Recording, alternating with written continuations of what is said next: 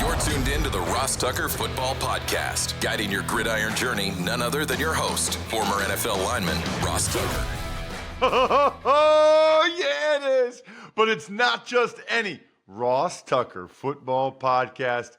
It is a Monster Monday presented, of course, by DraftKings Sportsbook. Love those dudes. Make sure you use the code Ross if you're betting on the draft at all. And if you are, you got to check out the Even Money Betting Podcast tomorrow. Always fun to throw in some prop bets on the NFL draft. We will, of course, be talking about the draft on the College Draft Podcast with Emory Hunt today. Make sure you listen to that or watch it, youtube.com/Ross Tucker NFL. We've got the man, Dane Brugler from The Athletic, the author of The Beast, on the show today. We're going to have Greg Cosell, by the way, on Wednesday this week because I want to get Greg's thoughts on the D linemen enough in advance of the draft to be able to digest it. And then our third episode this week, it'll be Friday morning with me going over all my thoughts from round one of the NFL draft. It is draft week, baby. Get fired up. Very excited, by the way, to talk to Brett Whitefield again on Wednesday's Fantasy Feast podcast with Joe Dolan. He had some really interesting stuff last week, talking quarterbacks and running backs. We'll get into the tight ends and wide receivers this week. It's a huge week as part of the RT Media Podcast Network. And by the way, speaking of that, it's been a while. Our guy David Merlino reminded me we haven't had a virtual happy hour in a long time. I think it's been like a year. You guys deserve it. We're doing it. Patreon.com/RT Media. Mark your calendars. 8 p.m. Eastern time on Wednesday. Anybody that shows up gets to ask me a question, whether it's about me or you or your team. It doesn't matter. Just make sure you're a Tuckheads patron because we post the Zoom link on the private Slack channel, the Tuckhead Slack channel, patreon.com/RT Media. Cannot wait to talk with some of you guys, see what you're drinking, if anything. It's okay if you're not, and get to know hopefully a few more of you. Patreon.com/RT Media. Might even be able to get to some winners a little bit later in the show, last week's winners. But right now, it's Big Show time. The Big Show. Well, as promised, we are kicking off Draft Week 2024 with a bang with my guy, Dane Brugler from The Athletic. You know how fond I am of Greg Cosell on Thursdays. You know how I feel about Emory Hunt and the work that he puts in. Dane is considered by a lot of folks around the NFL to be the closest thing we have. When you see his scouting reports, it's unbelievable the breadth and depth of knowledge he has on these prospects. I like just talking to Dane about what high schools these guys went to and the other sports they played, because I think it's interesting. I found out that Jared Verse is from like an hour away. I had no idea. I never even heard of him in high school. He went to a terrible, terrible high school at football right next to maybe the best school in the state. Southern Columbia has won like 7 state championships. It's where Julian Fleming went. He went to the next, like, it's a miracle, Dane, that he didn't somehow go to Southern Columbia. Like, I don't know how that happened, but he went to Central Columbia, who wins, like, maybe 1 game a year. It's nuts. But that's the kind of information that you know, and you have the background on these guys. Yeah, well, and he was a tight end in high school. I mean, he was undersized. He was 200 pounds in high school. And so to see where he was then to where he is now, I mean, he grew up in Dayton. He grew up in North Carolina for a little bit before he did. Was in Pennsylvania for high school. But that's my favorite part of this whole process is learning about the journey for all these guys, because no two are alike. Everyone has their unique path to get to this point. And it's so interesting to learn, okay, J.J. McCarthy was a big big time hockey player. Okay, that's interesting. That's where he developed his toughness from. To learn how some of these guys, Terry and Arnold was thought he was going to be in the NBA. It wasn't until deeper in the high school that he realized, okay, all these offers are coming for football. I need to switch over and make sure I'm focused on football because that's where my future is. A lot of fun journeys, a lot of fun stories, and I care about the analysis, obviously, the scouting reports and the pro day testing. No other resource has pro day testing, NFL verified pro day testing for almost 2,000 players than the Beast draft guide. But the journeys, to me, that's the most fun that I have over the last 18 months of putting this together. So he mentioned the Beast. Highly encourage you, if you're not already a subscriber to The Athletic, to do so. It is fantastic. I mean, fantastic content that Dane brings you honestly, just that is worth the subscription alone to The Athletic. It's funny, Dane, I'm with you. It's my favorite thing of calling games is talking with the players and also doing background on them. Like, I couldn't understand 2 years in a row, I was doing Western Michigan games, and Braden Fisk was awesome. And I remember asking, like, the one D coordinator, I'm like, how did you guys get him? And you probably already know this, Dane, but in high school, he only played offensive guard. Yep. And, like, he came to their camp summer before his senior year, and his coach was like, hey, just give him a hard look, like he might play defense for us this year. Like, by the way, that high school coach should be fired. How is Braden Fisk only playing offensive guard as a junior in high school?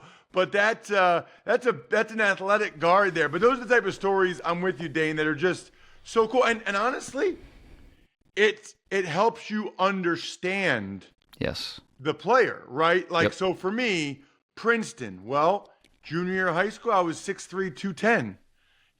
I was very skinny. So I remember when I talked to Marty Schottenheimer, he was like, yeah, you always wonder why a guy. I said, well, I was 210 pounds my junior year of high school and then got up to 240 as a senior, but that's not enough to get power. He's like, well, then that's the answer. That's why, you went to Princeton and not the other places. But it just helps you understand where the guy came from and why he is where he is.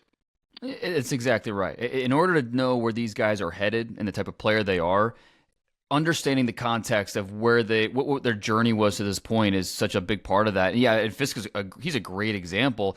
I remember him telling me that his high school coach didn't believe in the two-way player. So they needed him on the offensive line, and he was good. He was an all-conference offensive lineman in high school.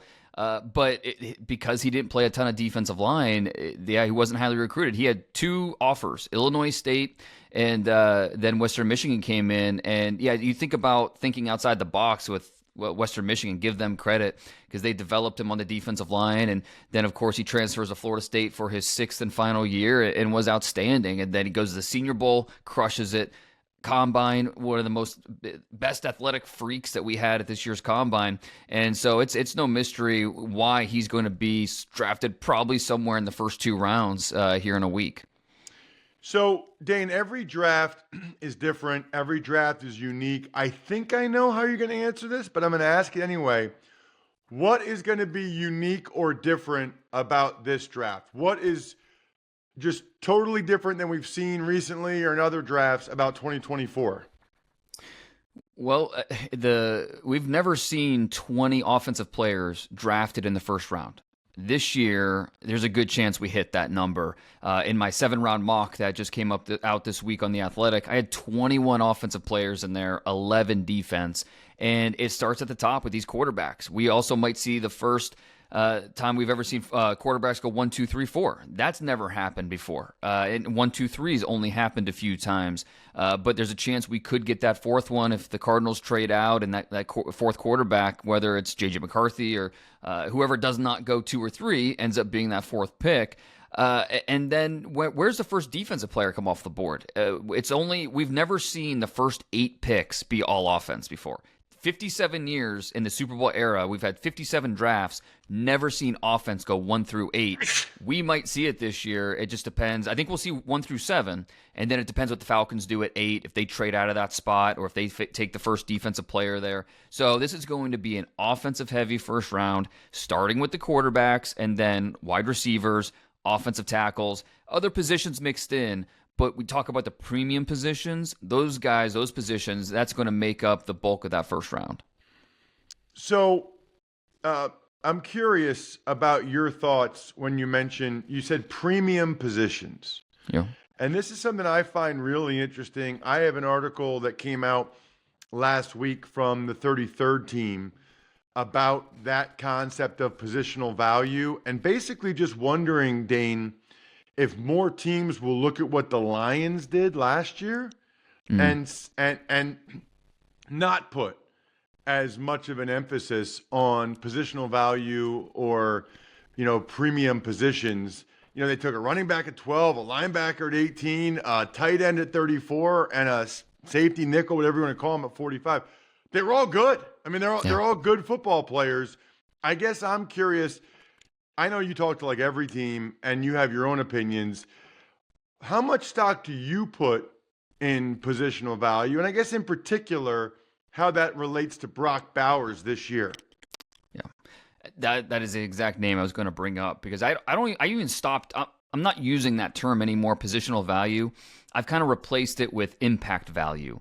Because everything, the Lions are a great example. You look at Jahmyr Gibbs, and nobody had the Lions drafting Jahmyr Gibbs in the top 15. They do it, and in hindsight, after seeing him on the field in that role, it's like, well, duh, yeah, that was the right pick. That was the right thing to do.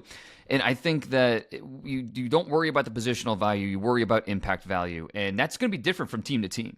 For one team, it's going to mean one thing. Another, it's going to mean something different. And so Brock Bowers is a perfect example where people see the T and the E next to his name and they get a little freaked out. And, you can't draft a tight end that early. Look at the track record. I get it. But when you look at Brock Bowers, he's not just someone you're going to plug in as a Y, line him up in line and then set it and forget it and run your offense. You're drafting Brock Bowers to be a featured part of your offense, whether it's in line, whether it's in the slot, out wide, in the backfield. Make defenses account for him on every single play. His athleticism, his toughness, the compete level that he has. And usually tight end's a position that takes a little bit. It takes a little while to adjust to the NFL game. But with Brock Bowers, just let's look at his true freshman year, his first year in college, and you look at the weapons on that Georgia squad from Pickens and Jermaine Burton and Adonai Mitchell and all these guys. But yet it was the tight end, true freshman, who led the team in receiving, helped that team get to win a national championship. So I'm not worried about Brock Bowers being able to acclimate himself pretty quickly to the NFL game. The biggest thing is just, does my play caller understand how to use a weapon like this? If I'm a general manager, I'm sold on the talent. It's just we go back to that impact potential. Do I trust my play caller to have a plan in place to make sure we're utilizing him up to the level of what he's capable of? If I'm convinced of that, then I would have no problem drafting him somewhere in the top 15. And I think that's what we're going to see, whether it's the Jets at 10, Broncos at 12, Colts at 15, or maybe a surprise team in there. Someone's going to see the value, maybe the positional value, but the impact value of Brock Bowers, and they're going to pull the trigger, and I'm going to bet that they're not going to regret making that decision. They're not, Dane. Just like I never regret any time I'm drinking Labatt Blue Light with friends, family, or maybe even by myself during the draft this weekend. Always enjoy it responsibly. It's delicious beer made by Labatt USA in Buffalo, New York. All right, so Dane, you know what's funny about the Brock Bowers thing, by the way? I think I would love to see where he'd be ranked in your receivers as a slot receiver. Like, he is athletic enough that, if you want to just call him a big slot, Marcus Colston, right? You can call him a receiver if you want to. I'm sure he'd be happy to get down to 230 and play receiver if that's what you want him to do. And I think he'd be a darn good slot receiver. He has the speed for it, and some people will be scared off that we don't have testing for him. Wasn't able to test at the combine, wasn't able to test at the pro day, right hamstring injury. But you don't need the testing to understand how high of a level of an athlete this guy is. Just watching him on film, and he's running by defenders in the SEC without any trouble. But he's also a guy that has the toughness factor too, because for a lot of players, it's a 6-yard gain, but for him, he turns into an 8-9 yard gain because he's got that toughness as a finisher. So I agree. That TE next to his name scares some people off. But if we call him a slot receiver, we call him a dynamic weapon, however we want to classify what he is, it's a little bit different than what I think most people think of when they think of tight end. So no, I think that's a great point. I asked this of Jim Nagy last week, I think. We focus so much on the first round, and I get that. But, there's other rounds, right? There's Friday, there's Saturday. Where is the depth of the draft, Dane, to the point where maybe there's not a run on guys in the first round because you think you can still get a really good player in the second or third? It really depends on the position, because wide receiver is going to stretch. That's a position where second round, third round, sixth round, seventh round, there's going to be someone every step of the way that you feel comfortable adding to the offense, saying this is a guy that's going to help us. Now, you can't say that same thing about offensive tackle, about linebacker. Offensive tackle is a really strong group this year at the top. But then I do think there's a drop-off, a pretty considerable drop-off once you get to day 2 and day 3. And there's some guys that, can be quality pros in that mix. Kingsley Suamataia from BYU, he's in there. Patrick Paul from Houston, Blake Fisher from Notre Dame. So, there's plenty of tackles that can be NFL starters, but the list really it dwindles. And so if you don't get your guy in the first round, you probably have to draft him a little bit earlier than you want if you want that offensive tackle, because it is a position that will fall off. Running back, if you want a high-level one, if you want a Bijan Robinson, a Jahmyr Gibbs, that guy's not in this draft. But round 3, round 4, there's tremendous depth based off of the type of running back that you're looking for. Corners, kind of like wide receiver, where some guys are going to go in the first round, but it's also a position that will stretch. I love some of the day 2 corners this year. Guys like Mikey Sainristil from Michigan, Andrew Phillips from Kentucky. These guys are more nickels, a little bit undersized, but they're just good football players. Sometimes we get caught up too much in the arm length and this and that. Just give me the good football players, and a team's going to get some really good value with those guys in round 2. So yeah, it really depends on the position in terms of depth and which position is going to stretch. And I mentioned receiver being a position that has really good depth this year. Even with that, I still think these receivers are going to go really fast. 3 in the top 10, a couple more in the first round, and then round 2 is going to be a ton of these receivers. We might have 12, 13, 14 by the time the second round's over. Just because that's what the NFL has become. It's all about affecting the scoreboard with receivers. And these guys, there's a lot of talent at the position this year, and they're going to fly off the board. Who are some of the day 3 dudes that you really like, that when we're watching on Saturday or paying attention, that if a team got this guy, you'd be pretty excited about?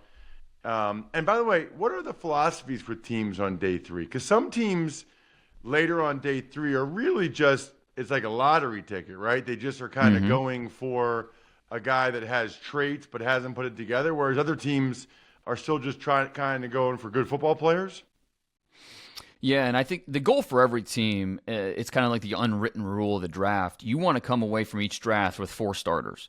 And so I do think there's something to be said about drafting traits and upside and potential, but also, it depends on your appetite for risk. And some guys might go for the low ceiling type of player, but you know what? He's got enough traits with what he offers that, hey, he can potentially be a starter for us. So yeah, there's differing philosophies, no doubt.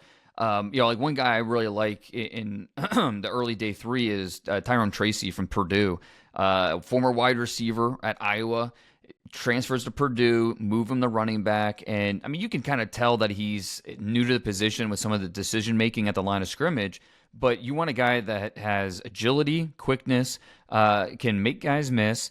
And then what he does on passing downs, that's the key here. He's not going to be your featured back, but you add him to the committee, and he reminds me, okay, in basketball, that high energy 6-man who can swing games when he gets hot. And Tracy's kind of that weapon where he can rip off an explosive play or two throughout the course of a game, probably as a pass catcher out of the backfield. So Tyrone Tracy's that guy, fourth, fifth round, that if you're looking for another element to your backfield, he makes a lot of sense. At tight end, Tip Ryman from Illinois, 6'4", 270 plus pounds. The production's not going to jump out at you. 3 touchdowns this year, 19 catches. He wasn't allowed to really blossom as a weapon in that offense. This is not how they used him. But then you look at his testing. You look at what he did well on his tape, and you're like, okay, there's more in this guy's body than what we saw. He's a mature player. He's already married. He's just 22 years old. But there's upside there as well. So if you're looking for that guy that can be a wide tight end, a development guy, Tip Ryman from Illinois is in that mix. And then, on the defense, Braden McGregor from Michigan, high energy pass rusher, just a guy that you wind up, let him go. More of a sub package guy, but that's why we're talking 4th, 5th, 6th round. But has kind of the makeup of what a lot of these teams are looking for at the position. How do you think most teams have the quarterback stack, Dane? Top 5 guys? It starts with Caleb, and then it's a lot of mixed opinions. Between Drake May, Jaden Daniels, JJ McCarthy, throw Penix and Nix in there. It's like the word consensus. It should never be used in an NFL draft discussion because it's just even Caleb at number 1. He is widely believed to be the top player this year, but still, even the word consensus shouldn't be used because every team looks at these guys a little bit differently. And I think we have to remember, too, if you're drafting a quarterback top 10, that's an ownership decision. So it doesn't matter what one scout says or the other scout. It's going to come down to the general manager and the owner as they make a decision, okay, who's the best guy for us? And that's why the Commanders at number 2 are tough to figure out when you have a brand new regime, first year under this new ownership with this draft, a first-year general manager, a head coach who has been around for a while, but he brings a different perspective being a defensive guy. So the Commanders are really a wild card, and they're not going to let it be known who they're taking, especially this early in the process. So we're all kind of guessing at this point, and the buzz we hear about Jaden Daniels going to, that's what other teams think that they're going to do. And so Drake May, for a lot of teams, he's the number 2 guy. And then J.J. McCarthy has plenty of love around the league because of the tools and the intangibles. That's when you sit down with J.J. McCarthy, you walk away thinking, okay, this guy has it. He has something that I want to be able to work with. So, and then there's, some teams are optimistic about Michael Penix. Other teams believe he's a 3rd or 4th round pick. It's a really wide range of opinion on all these guys. Check him out on social media at DP Brugler. As you can tell, he is all over it. He does this all year, 365 days a year. He's the man. Absolutely love our conversations. Love when we text back and forth. Dane even helps me out with my broadcasts during the season. Let me know about some of the prospects and players before the games, and it is much, much appreciated. You have to get the beast from The Athletic. You're doing it wrong if you haven't. Dane, thank you so much. I really appreciate it. Anytime. Thanks, Ross. Tuck's Takes. All right, Ross. The Jets, they're still trying to trade Zach Wilson, who GM Joe Douglas described as an asset and is not attending voluntary workouts. Okay, this is probably the juiciest thing that happened since Thursday's show, Jack. So I'm going to make this a meaty Monday, presented by GoodRanchers.com, America's best meat delivered to your door. Use code ROSS for 15% off a better way to buy meat at GoodRanchers.com. Nobody really wants Zach Wilson, right? I mean, number 1, he's not really the ideal veteran backup number 2. Doesn't really have that makeup. He's not really a developmental number 3 anymore. And certainly nobody wants to pay him the $5.4 million guaranteed that he's due this year. So for the Jets, they're either going to have to eat a decent amount of that money, or this will be like a Brock Osweiler trade where it's actually the Jets giving up a draft pick for someone to take that contract off their books. The Jets think that they're going to get something in return for Zach Wilson. That's not happening, and I think they probably are realizing that now. Well, Anderson is stepping down as the NFL VP of officiating, but he will remain at the league office. He's going to be like in communications or something. I guess he couldn't be the head of officiating and then his son be an official, because then he's like his son's boss. So they can't allow that. So he's still involved. He just can't be the boss. So they're going to interview other guys. The only signings, by the way, Jack, over the weekend, a couple of O-linemen. The Packers signed offensive lineman Andre Dillard. The Browns signed offensive lineman Jermaine Affetti. I think it's fair to say both these guys were first-round disappointments, right? They were both taken in the first round and didn't really become what their teams were hoping. I actually thought the Eagles might re-sign Dillard to have a guy as a guard tackle depth piece like a Jack Driscoll, because Dillard actually played pretty well when he was with the Eagles, and Stoutland, that's how he got that big contract from the Titans. I think we're done here. Thanks for tuning in to the Ross Tucker Football Podcast. Make sure to also check out Even Money, Fantasy Feast, and College Draft, all on the DraftKings Network on Samsung TV Plus, YouTube, or subscribe to the podcast on your favorite platform. Shout out myfrontpagestory.com. We're less than 3 weeks away from Mother's Day. Moms are the greatest thing of all time, any mom ever. Go to myfrontpagestory.com. I'm trying to send you guys a signed autograph. I guarantee you get a signed autograph from me if you get someone a story, a mom, or it could be an anniversary or birthday or whatever. Myfrontpagestory.com. If it's not the best gift you've ever gotten them, I'd be surprised.